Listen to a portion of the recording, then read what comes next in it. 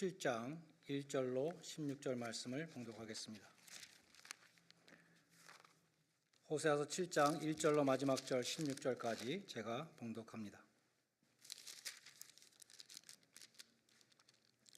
내가 이스라엘을 치료하려 할 때에 에브라임의 죄와 사마리아의 악이 드러났도다. 그들은 거짓을 행하며 안으로 들어가 도둑질하고 밖으로 떼지어 노략질하며 내가 모든 악을 기억하였음을 그들이 마음에 생각지 아니하거니와 이제 그들의 행위가 그들을 에워싸고 내 얼굴 앞에 있도다. 그들이 그 악으로 왕을 그 거짓말로 지도자들을 기쁘게 하도다. 그들은 다 간음하는 자라 과자 만드는 자에 의해 달궈진 화덕과 같도다. 그가 반죽을 뭉침으로 발효되기까지만 불 일으키기를 그칠 뿐이니라. 우리 왕의 날에 지도자들은 술의 뜨거움으로 병이 나며 왕은 오만한 자들과 더불어 악수하는도다. 그들이 가까이 올 때에 그들의 마음은 간교하여 화덕 같으니 그들의 분노는 밤새도록 자고 아침에 피우는 불꽃 같도다. 그들이 다 화덕같이 뜨거워져서 그 재판장들을 삼키며 그들의 왕들을 다 엎드러지게 하며 그들 중에는 내게 부르짖는 자가 하나도 없도다.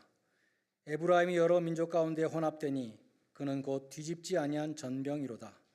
이방인들이 그의 힘을 삼켰으나 알지 못하고 백발이 무성할지라도 알지 못하는도다. 이스라엘의 교만은 그 얼굴에 드러났나니 그들이 이 모든 일을 당하여도 그들의 하나님 여호와께로 돌아오지 아니하며 구하지 아니하도다. 에브라임은 어리석은 비둘기같이 지혜가 없어서 애굽을 향하여 부르짖으며 아스루로 가는도다. 그들이 갈 때에 내가 나의 그물을 그 위에 쳐서 공중의 새처럼 떨어뜨리고 전에 그 회중에 들려준 대로 그들을 징계하리라. 화 있을진저 그들이 나를 떠나 그릇 같으며 패망할진저 그들이 내게 범죄하였음이니라. 내가 그들을 건져주려 하나 그들이 나를 거슬려 거짓을 말하고 성심으로 나를 부르지 아니하였으며 오직 침상에서 슬피 부르짖으며 곡식과 새 포도주로 말미암아 모이며 나를 거역하는도다. 내가 그들 팔을 연습시켜 힘있게 하였으나 그들은 내게 대하여 악을 꾀하는도다. 그들은 돌아오나 높은 신 자에게 돌아오지 아니하니 속이는 활과 같으며 그들의 지도자들은 그 혀의 거친 말로 말미암아 칼에 엎드려지리니 이것이 애굽 땅에서 조롱거리가 되리라. 아멘.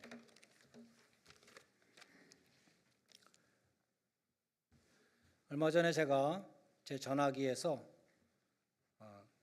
저의 10년 전 사진을 우연히 보게 되었습니다. 제 눈이 확 띄었습니다. 왜냐하면 불과 10년 전에 저에게 흰머리가 없었다는 사실을 보게 되었습니다. 흰머리는 노화의 상징입니다. 근데 저는 15년 전부터 짐에 가서 뛰기 시작했고 5년 전부터는 매주 3번씩 고강도 근력 운동을 꾸준히 해왔습니다. 일주일 내내 돌아가면서 몸이 근육통이 있지만 새로운 근육이 생기기 위한 통증이니까 좋은 것입니다. 그리고 2년 전부터는 피클볼을 꾸준히 치고 있습니다. 저는 그래서 나이를 먹을수록 운동을 점점 더 많이 해서 제가 처음 우리 교회에 20년 전에 왔을 때보다 체력이 더 좋아진 느낌입니다. 그런데 이상하게 흰머리는 조금 생겼습니다. 흰머리는 불청객이죠. 흰머리를 좋아하는 사람은 없습니다. 그래서 처음 흰머리가 생기기 시작할 때 손으로 하나씩 뽑습니다. 새치라고 하죠. 뽑아서 안 될 정도로 많이 나면 이제 머리 전체를 염색을 하기도 합니다. 그런 흰머리가 자기에게 생기는 것을 모르는 사람은 아무도 없을 것입니다. 그런데 오늘 9절에 보면 이스라엘 백성들이 자기 머리에 백발이 무성한데도 알지 못한다라고 말씀합니다. 이 말씀은 이스라엘의 도덕적인 타락과 영적인 쇠퇴를 백발로 비유한 것입니다. 심판과 사망과 멸망과 끝이 멀지 않았음을 보여주는 징조가 명명백백하게 보이는데도 불구하고 그러한 자신의 상태를 모르고 있다는 것입니다. 지금 자신들이 죽을 병에 걸려 있는 것을 모르고 있다는 것입니다. 중병에 걸리는 것도 문제지만 그것을 모르는 것이 더 문제일 수 있습니다. 암이 몸속에 퍼지고 있는 것도 문제이지만 그것을 모르는 것이 더 큰 문제일 수 있습니다. 몸에 암이 있다는 것을 알게 되면 수술도 하고 치료도 할 수 있죠. 우리 교회에도 캔서 서바이버가 여러 분 계십니다. 그러나 몸에 암이 있다는 것을 모르면 죽음을 면할 수 없는 것입니다. 1절에 보면 하나님은 이스라엘을 치료해 주시려고 한다 이렇게 말씀합니다. 1절에 보면 이스라엘, 에브라임, 사마리아 세 단어가 나오죠. 북이스라엘의 가장 큰 지파는 10지파 중에 가장 큰 지파가 에브라임 지파였습니다. 또 북이스라엘의 캐피털은 수도는 사마리아였습니다. 그래서 이스라엘, 에브라임, 사마리아는 다 똑같은 것을 세 가지 다른 단어로 호칭한 것입니다. 하나님은 이스라엘을 치료해 주시기 위해서 그들이 얼마나 중병에 걸려 있는가를 여러 가지 비유로 말씀하십니다. 그래서 호세아서 7장은 치료를 위한 진단의 장이라고 할 수 있습니다. 먼저 하나님은 이스라엘을 뜨겁게 달궈진 화덕에 비유하십니다. 이것은 절정에 다다른 이스라엘 백성들의 욕망을 상징합니다. 욕망이 빨갛게 달아오른 모습을 보여줍니다. 7절에 보면 그들은 다 화덕과 같이 뜨거워져서 그들의 왕들을 엎드러지게 한다고 말씀합니다. 호세아는 여로보암 2세 시대에 활동했는데 여로보암 2세가 죽은 다음에 극심한 권력의 찬탈이 이어졌습니다. 여로보암의 아들 스가랴는 6개월 만에 살룸에게 살해되었고 살룸은 한 달 만에 무나헴에게 살해되고 무나헴의 아들 부가야는 베가에게 살해되고 베가는 북이스라엘의 마지막 왕인 호세아에게 또 살해되었습니다. 온 나라가 권력에 대한 욕망으로 뻘겋게 달아올랐던 것입니다. 다음으로 하나님은 이스라엘을 뒤집지 않은 전병에 비유하십니다. 한국식으로 표현하면 빈대떡을 부칠 때 한쪽만 계속 익히고 있으면 어떻게 되겠습니까? 한쪽 면은 익었지만 다른 쪽 면은 익지 않은 반쪽 빈대떡이 될 것입니다. 그것은 이것도 아니고 저것도 아니고 아무것도 아닙니다. 마찬가지로 당시 이스라엘은 이방 나라도 아니고 그렇다고 거룩한 나라도 아니었습니다. 하나님은 이스라엘을 거룩한 나라로 구별하셨습니다. 그들은 구별됨을 통해서 세계 만방에 하나님의 성품을 보여줄 수 있었습니다. 하나님께서 말씀하시기를 내가 거룩하니 너희도 거룩할지어다 말씀하셨습니다. 그러나 만약 이스라엘이 다른 나라들과 지금 혼합이 된다면 지금 그렇게 되었지요. 그 상황은 더 이상 역할을 감당할 수 없는 나라의 존립 목표가 상실된 것입니다. 이스라엘이 다른 나라들처럼 되면 될수록 이스라엘이 줄 수 있는 것은 없어지게 되는 것입니다. 다음으로 하나님은 이스라엘을 어리석은 비둘기에 비유하십니다. 이것은 이스라엘의 외교 정책을 두고 하신 말씀입니다. 에브라임은 어리석은 비둘기가 같이 지혜가 없어서 애굽을 향하여 부르짖으며 아수르로 가는도다 이렇게 말씀합니다. 애굽과 아수르는 당시에 강대국이었습니다. 이스라엘은 간에 붙었다 쓸개에 붙었다 하는 것처럼 줄타기 외교를 하고 있었습니다. 구원은 오직 하나님께만 있다. 그 사실을 알지 못했기 때문에 듣기는 들었어도 정말 받아들이지 않았기 때문에 강대국에 왔다 갔다 하다가 결국은 그 강대국의 아수르의 멸망을 당하게 됩니다. 또한 하나님은 이스라엘을 속이는 활에 비유하십니다. 하나님을 바라보고 하나님을 경배하고 높으신 분을 향해서 날아가던 그 화살이 중간에 궤도를 벗어나서 엉뚱하게 우상을 향해서 날아가 버리는 것을 보여줍니다. 하나님을 향하여 힘차게 쏘아 올렸지만 방향이 휘어서 관역을 맞추지 못하는 그런 활과 같다는 것입니다. 곧 이스라엘 백성들이 처음에는 목표를 향하여 잘 날아가는 듯 했는데 중간에 엉뚱한 곳으로 날아가 버리는 속이는 활과 같다 이렇게 말씀합니다. 이스라엘은 그처럼 백발이 무성함같이 하나님 앞에 죄악이 무성함에도 불구하고 자신의 상태를 알지 못했습니다. 계시록 3장에 보면 라오디게아 교회가 나오는데 곤고하고 가련하고 가난하고 눈멀었고 벌거벗은 것을 알지 못하는 어리석은 자라고 했습니다.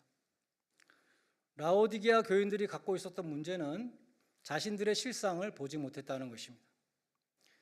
스스로는 부족한 것이 없는 부자라고 자부하고 있는데 주님이 보실 때는 아주 불쌍한 거지였다는 것입니다. 그들은 진정한 자신의 실상이 아니라 허상을 보고 있었던 것입니다. 성경에 비추어서 주님의 눈으로 자신을 평가할 때 정확한 평가가 나오는 것입니다. 어떤 믿음이 독실한 여성이 믿음이 독실한 남성과 결혼을 하고 싶어서 결혼정보센터를 찾았다고 합니다. 그리고 종교가 기독교인 사람들의 파일을 다 주십시오. 그래가지고 그 파일을 다 검토를 했습니다. 그리고 그 많은 사람들 중에 가장 마음에 드는 한 사람을 골랐습니다. 자기소개서를 보니까 이 남성은 술, 담배를 전혀 하지 않는다고 적혀 있었습니다. 매일 규칙적으로 운동을 할 뿐만 아니라 생활 전체가 규칙적이라고 적혀 있었습니다. 여자는 쳐다보지도 않는다고 적혀 있었습니다. 주일마다 꼬박꼬박 7년 동안 교회에 출석하고 있다고 적혀 있었습니다. 그래서 바로 이 사람이다 라고 결정을 하고 그 남자가 어디 있는가 찾아가려고 주소를 보니까 교도소로 되어 있었습니다. 감옥, 규칙적으로 살 수밖에 없죠. 자기소개서에 가장 중요한 자신의 신분, 죄수라는 것을 밝히지 않았던 것입니다. 자신이 죄인의 괴수인지도 모르고 나는 이만하면 괜찮다 착각하는 영적인 왕자병에 걸린 사람이 있을 수 있습니다. 나 이만하면 부족함이 없지라고 생각하는 영적인 공주병에 걸린 사람도 있을 수 있습니다. 우리는 자신의 모습을 바로 보아야 합니다. 주님은 라오디게아 교인들에게 나한테 안약을 사서 너희 눈에 바르고 너희의 비참한 실상을 똑똑히 봐라 이렇게 말씀하셨던 것입니다. 하나님은 중병에 걸린 이스라엘을 치료해 주려고 하신다라고 말씀합니다. 근데 13절에 또 말씀하십니다. 내가 그들을 건져 주려고 한다. 건져 준다라는 단어 모든 영어 성경에 redeem으로 되어 있습니다. 예전에 우리가 사용하던 개역 한글 성경은 내가 너희를 구속하려 하나 이렇게 번역했습니다. 그러나 그들이 나를 거슬려 거짓을 말한다고 말씀합니다. 카렌 델리치 주석에 보니까 그들이 하는 말이 이렇게 말한다는 것이죠. I would like to redeem them, but they say I cannot and will not do it. 내가 그들을 구원해 주고자 하는데 이스라엘 백성들은 여호와는 우리를 구원해 줄 수도 없고 구원하고자 하는 마음도 없으시다. 이렇게 막 거짓말을 한다는 것입니다. 14절에 보면 그들은 성심으로 구원의 하나님을 부르지 않았습니다. 침상에서 셀프 피티의 그 슬픔의 눈물만 신세 타령만 하고 있지 그들이 막 운다고 해서 그것이 하나님 향해서 회개의 눈물이 아니었다는 것입니다. 간단히 말해서 하나님은 이스라엘의 중병을 치료해 주시고 그들을 멸망으로부터 구원해 주시고자 하지만 그들은 하나님의 구원을 거절했습니다. 회개하고 여호와께 돌아오는 것이 아니라 그들은 내게 대하여 악을 꾀하는도다 15절에서 말씀합니다. 그들은 치료받기를 거절하는 병자요 구원받기를 거절하는 죄인들이었습니다. 그 결말은 멸망이었습니다. 하나님이 독생자를 보내신 것은 저를 믿는 자마다 멸망치 않고 영생을 얻게 하려 함이라고 말씀했습니다. 자신이 얼마나 중병에 걸렸는지 모르는 자, 그러면서도 치료받기를 거절하는 자, 멸망으로 가는 길을 가면서도 구원받기를 거절하는 자, 혹시 그 사람이 내가 아닌지 한번 생각해 보시기를 바랍니다. 예루살렘 성에는 북쪽으로 양문이 있었습니다. Sheep Gate. 예수님이 나는 양의 문이다 하신 그 양문입니다. 양문 밖에 양시장이 있어서 사람들이 거기서 양을 사가지고 제물로 드리기 위해서 성전으로 들어오는 그 문이었습니다. 요한복음 5장에 보면 그 양문 곁에 베데스다 연못이 있었습니다. 그리고 거기에 맹인, 다리 저는 사람, 혈기 마른 사람 등등 온갖 병자들이 다 모여서 누워 있었습니다. 왜 그곳에 병자들이 모여 있었는가? 연못물이 병을 고친다는 소문이 있었기 때문입니다. 베데스다 연못에 가끔 소용돌이가 일어나곤 했습니다. 사람들은 그게 지금 천사가 내려와서 그런 것이다 라고 믿었습니다. 그때 물이 막 소용돌이를 칠 때 제일 먼저 물에 뛰어 들어가는 사람은 그 어떤 병에 걸렸든지 그 병이 낫는다고 믿었습니다. 베데스다라는 이름은 은혜의 집이라는 뜻입니다. 그런데 그 베데스다에서 은혜의 원리가 통하지 않고 있었습니다.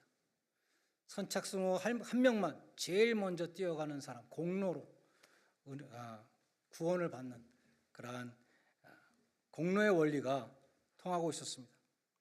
그 베데스다 연못에 예수님 오셔서 그 베데스다라는 이름에 걸맞는 은혜의 원리를 시행하셨습니다. 주님은 가장 건강한 사람에게 가신 것이 아니라 가장 오래된 병자에게 가셨습니다. 38년 동안 누워있는 병자에게 가셨습니다. 그런데 예수님이 고쳐주시기 전에 병자에게 한 가지를 물어보십니다. 네가 낫고자 하느냐? 낫고 싶니? 라고 물어보신 것입니다. 이 질문은 좀 이상해 보입니다.